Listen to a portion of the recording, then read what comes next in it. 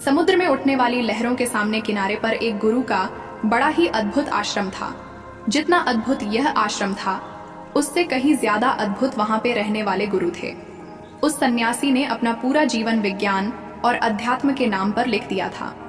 संध्या समय पास के ही गांव से कुछ युवक उस सन्यासी के उपदेश सुनने के लिए उस आश्रम में पहुंच जाते थे। एक दिन संध्या उपदेश में एक युवक ने गुरु से एक सवाल किया।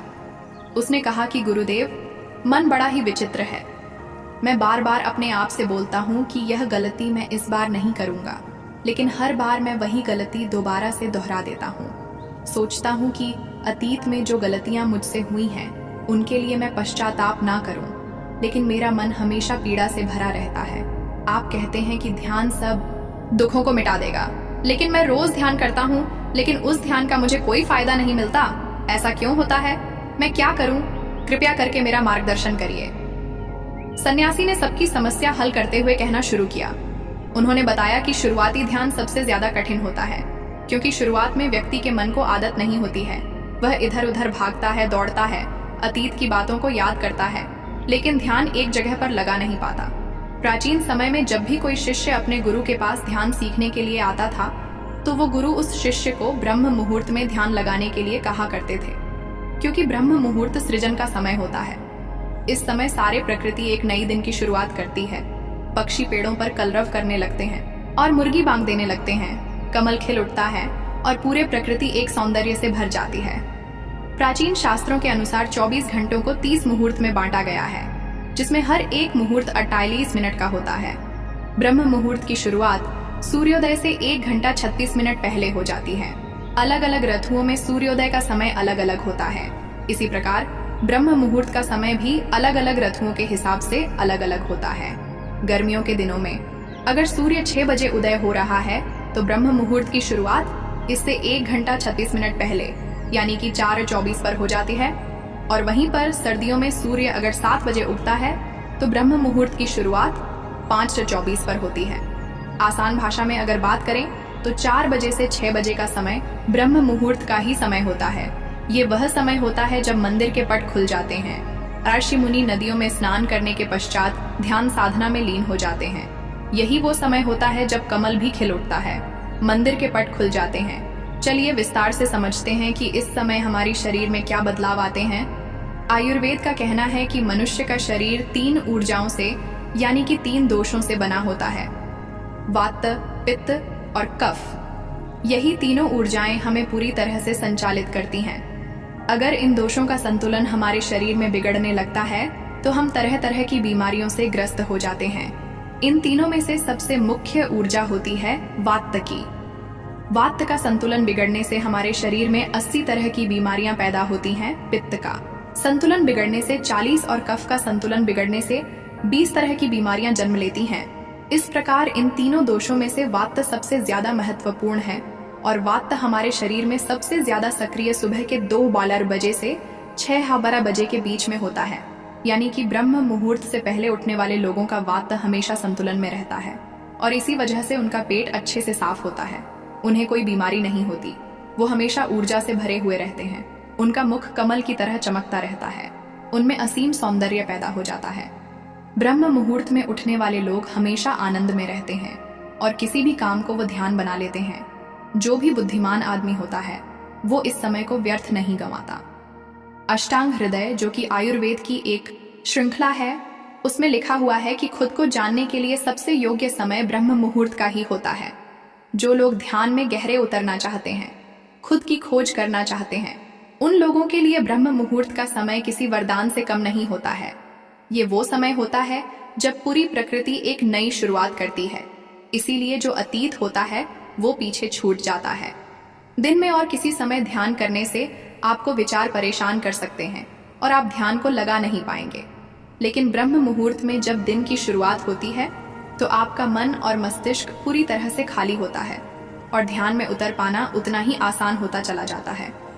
एक बार तथागत यानी कि बुद्ध के प्रिय शिष्य आनंद ने उनसे पूछा था, हे तथागत, ब्रह्म मुहूर्त का समय आपके लिए कितना महत्वपूर्ण होता है?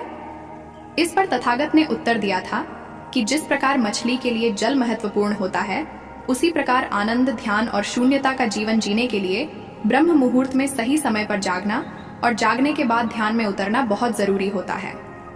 अगर आपकी यात्रा आनंद की तरफ नहीं है, आप दुखों में, कष्टों में अपना जीवन जीना चाहते हैं, तो आपके लिए ब्रह्म मुहूर्त का कोई महत्व नहीं है। लेकिन अगर आप अपने जीवन में आनंद चाहते हैं, खुशी चाहते हैं, हमेशा ऊर्जा से भरा हुआ महसूस करना चाहते हैं, तो यह जरूरी हो जाता है कि बुद्धिमानों की तरह आपको भी ब्रह्म मुहूर्त का पूरा उपयोग उठाना चाहिए। सभी युवक ध्यानपूर्वक सन्यासी की बातें सुन रहे थे।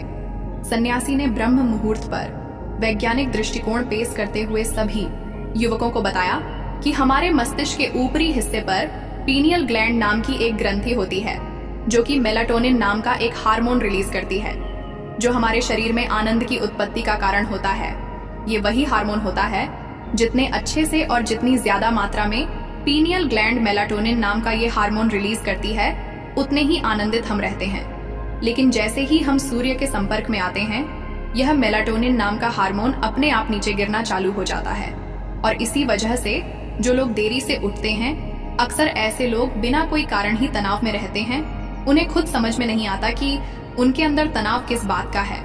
छोटी छोटी बातों पर गुस्सा आना, चिड़चिड़ापन, यह सारे स्वभाव उनके अंदर पाए जाते हैं। शरीर और मन, मस्तिष्क की यह सारी प्रक्रिया मेलाटोनिन नाम के हार्मोन का पीनियल ग्लैंड द्वारा ठीक से रिलीज ना हो पाना, इसी के कारण कुछ इंसानों का स्वभाव ऐसा हो जाता है। ब्रह्म मुहूर्त के बाद का मुहूर्त समुद्रम नाम से जाना जाता है, जिसमें शरीर और मन की मूवमेंट होती है। इस समय पीनियल ग्लैंड पर सूर्य की किरणें सीधी आती हैं और सेरोटोनिन नाम का एक हार्मोन रिलीज होता है, जो हमारे मन और मस्तिष्क में ऊर्जा पैदा करता है, एक ताजगी पैदा करता है, जिससे हम दिन के सभी काम कर पाते हैं। चरक संहिता में लिखा हुआ है कि जो व्यक्ति रोजाना ब्रह्म मुहूर्त में उठता है, उसकी उम्र बढ़ने की रफ्तार धीमी हो जाती है। यानी जिन लोगों के चेहरे पर समय से पहले झुर्रियां आने लगी हैं, उनके बाल पकने लगे हैं, ऐसे लोग अगर नियमित रूप से ब्रह्म मुहूर्त में जागने का अभ्यास करें, तो कुछ ही समय में वो पाएंगे कि उनके चेहरे की झुर्रियां और उनके बाल पूरी तरह से ठीक हो चुके हैं। एक युवक ने सन्यासी से सवाल किया कि गुरुदेव, कुछ लोग ब्रह्म मुहूर्त में नहीं उठ पाते हैं, ऐसे लोग किस प्रकार ब्रह्म मुहूर्त में उठने का अभ्यास कर सकते हैं? कृपया करके उसके बारे में मार्गदर्शन करें। सन्यासी ने कहना शुरू किया कि ब्रह्म मुहूर्त में जागने के लिए ये जरूरी हो जाता है कि पिछली रात्रि आप सही समय पर निद्रा में चले जाएं। अगर आप सही समय पर नींद नहीं लेंगे, तो आप ब्रह्म मुहूर्त में पूरी ऊर्जा के साथ नहीं उठ पाएंगे। आप ब्रह्म मुहूर्त में उठने के बाद भी थका थका महसूस करेंगे। आपको नींद आएंगी, झपकी आएंगी और आप पूरी तरह से ध्यान नहीं लगा पाएंगे। इसीलिए जरूरी हो जाता है कि ब्रह्म मुहूर्त के समय का पूर्णतः उपयोग करने के लिए आप योग निद्रा का अभ्यास करें। योग निद्रा में नींद गहरी होती चली जाती है और कुछ ही समय में आपकी नींद पूरी हो जाती है। जो लोग योग निद्रा का अभ्यास करना चाहते हैं, वे हमें कमेंट करें। उनके लिए एक गाइडेड मेडिटेशन की वीडियो बनाकर हम अपने चैनल पर अपलोड कर देंगे। निर्देशित ध्यान का पालन कर सकते हैं, जिससे कि आप योग निद्रा का अनुभव कर पाएंगे और आपकी नींद पहले से ज्यादा अच्छी और गहरी होती जाएगी।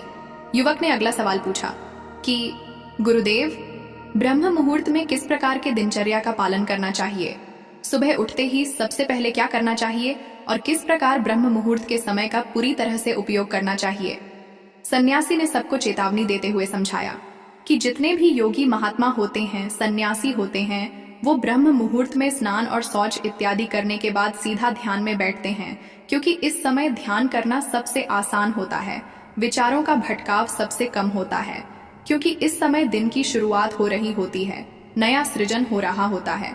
इस समय पूरा वातावरण शून्यता से भरा होता है, तो इस समय 15 मिनट का किया हुआ ध्यान पूरे दिन में 2 घंटे किए हुए ध्यान के बराबर हो जाता है।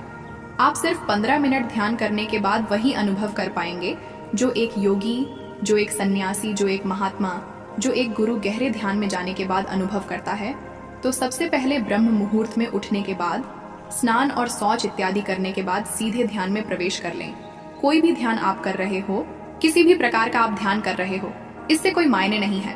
जिसका भी आप पालन करते हो, उसका ब्रह्म मुहूर्त में उठते ही पालन करने का अभ्यास करें और कुछ ही समय बाद आप खुद ही ये अनुभव करेंगे कि आप कितने गहरे आनंद को प्राप्त कर चुके हैं। आप इतने गहरे ध्यान को कभी अनुभव नहीं कर पाएंगे जितना गहरा ध्यान आप ब्रह्म मुहूर्त में अनुभव कर सकते हैं। जिन लोगों ने ध्यान की यात्रा की सिर्फ शुरुआत की है या फिर जो शुरुआत करना चाहते हैं, उनके लिए तो ब्रह्म मुहूर्त बहुत ही वरदान साबित होगा।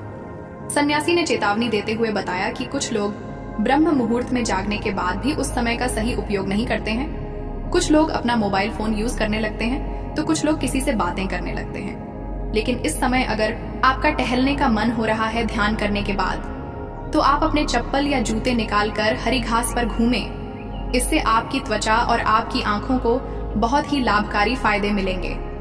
ध्यान और योगासन करने के बाद एक व्यक्ति को शारीरिक अभ्यास जरूर करना चाहिए ब्रह्म मुहूर्त में, क्योंकि ब्रह्म मुहूर्त में जब हमारे शरीर से पसीना निकलता है तो हमारे रक्त तक शुद्ध वायु यानी कि ऑक्सीजन पहुंचती है, जो हमारे रक्त संचार को बेहतर कर देती है और हमारे शरीर की सारी गंदगी बाहर आ जाती है। शारीरिक अभ्यास करने के बाद आप पूरे दिन चुस्त रहेंगे। आप बिल्कुल भी आलस नहीं करेंगे, थका थका महसूस नहीं करेंगे। जिससे भी मिलेंगे जिंदा दिल्ली से मिलेंगे। लोग खुश हो जाएंगे आपके पास बैठकर, आपसे बातें करके लोग मंत्र मुग्ध हो जाएंगे। और यही सफलता का सबसे बड़ा मंत्र होता है। जो लोग सुबह उठकर ध्यान और शारीरिक अभ्यास मात्र कर लेते हैं, वह जीवन में बड़ी से बड़ी उपलब्धियां हासिल कर सकते हैं। आखिर में सन्यासी ने सभी युवकों को समझाते हुए कहा कि ब्रह्म मुहूर्त का समय हमारे जीवन का सबसे कीमती समय होता है। इसीलिए इस समय को दूसरी गतिविधियों में बर्बाद मत करो। इस समय को तुम अपने आध्यात्मिक और मानसिक उन्नति के लिए बहुत अच्छे से इस्तेमाल कर सकते हो और इसका सदुपयोग कर सकते हो। इसके बाद सन्यासी सभी को प्रणाम करके वहां से प्रस्थान कर गए। तो दोस्तों, कैसी लगी कहानी आपको कमेंट बॉक्स में जरूर बताएं और कमेंट बॉक्स में जय श्री कृष्णा लिखना न भूलें। और आप इस वीडियो को बस 3 लोगों को शेयर करें, अवश्य ही आपके मन की सभी इच्छाएं पूरी होगी। और साथ ही इस चैनल को लाइक और सब्सक्राइब करें ताकि हम सभी एक साथ मिलकर ज्ञान की प्राप्ति करें और इस जीवन को साकार बनाएं। धन्यवाद। जय श्री कृष्णा।